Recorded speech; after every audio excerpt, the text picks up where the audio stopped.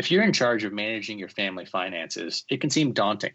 Often it can feel like you need an advanced degree just to balance the budget while working towards your long-term financial goals. But it doesn't have to be so complicated. I'm Naj Srinivas, and I'm the host of Fisher Investments Market Insights podcast. In this excerpt from a recent episode of Market Insights, we discuss a unique way of tackling family finance challenges.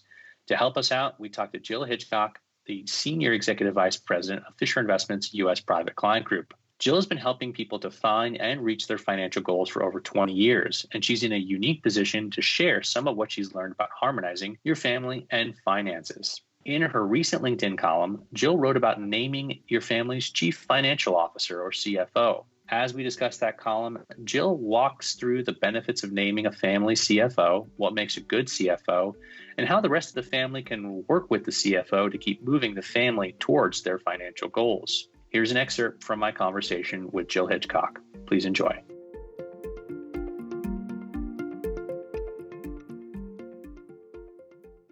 Your article in June was, I thought, a really interesting take on family finances. You talked about naming a chief financial officer or CFO for your family. Where did the idea for this article come from?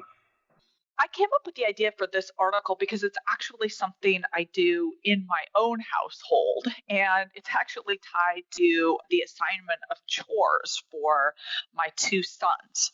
So we sort of half joking assign them roles and responsibilities. For example, my younger son was designated as the chief toilet paper officer for our house. So it's his job to make sure all of the bathrooms are well stocked. And my other son, who is responsible for doing the vacuuming. And so it kind of started as a joke to get my kids focused on their chores.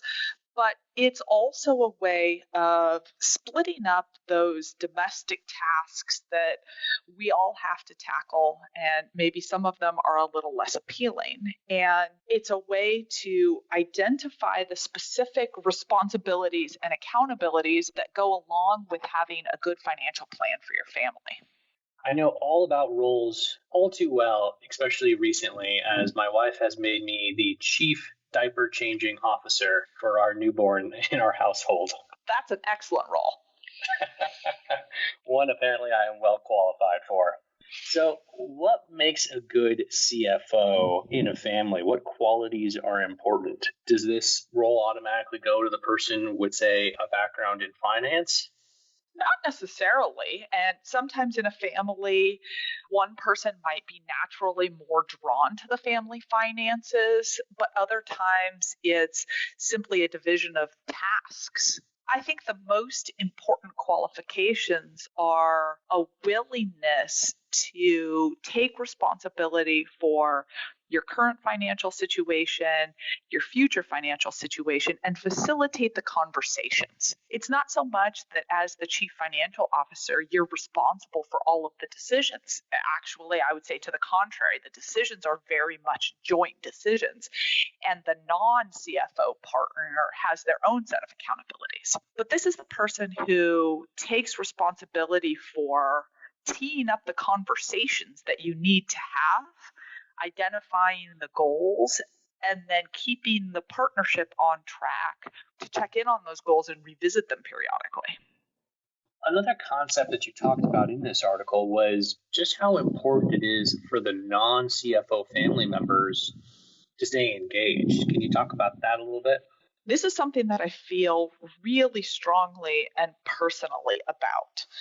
I lost my husband 6 years ago, and through the process of taking over as our chief financial officer of our family, but also getting to know other people who had been through something similar, you realize how many people don't have the basic fundamental knowledge about the family's finances. So I had the advantage. I worked in finance, and even though I hadn't been the person primarily responsible for paying the bills, I knew where all of our money was. I knew all the passwords to our accounts, and I was very engaged in the process. But I met a lot of other people, and I'm going to generalize here and say that often it was the wife who didn't have even a foundational understanding of the family's finances. And if the worst case scenario comes to be and you end up on your own managing your finances, whether it's through death or divorce, you really do yourself a disservice by not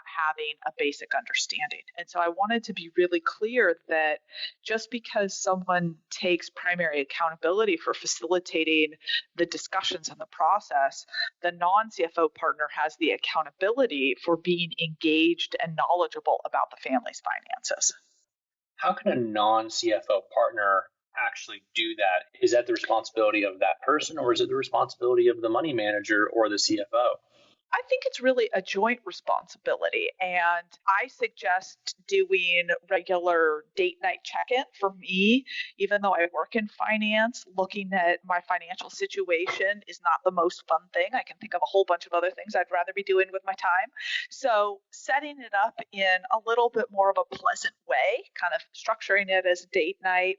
For me, having a good bottle of wine is key, can help take some of the sting out of doing that. And I think it needs to be a regularly scheduled event, just like anything else on your calendar that you do and you're committed to. I think quarterly or 4 times a year is the right frequency, but for some families that might be more, for some families it might be less. That was an excerpt from my conversation with Jill Hitchcock, Senior Executive Vice President for the U.S. Private Client Group at Fisher Investments. If you like this podcast excerpt, subscribe to Market Insights wherever you get your podcasts. Thanks for listening.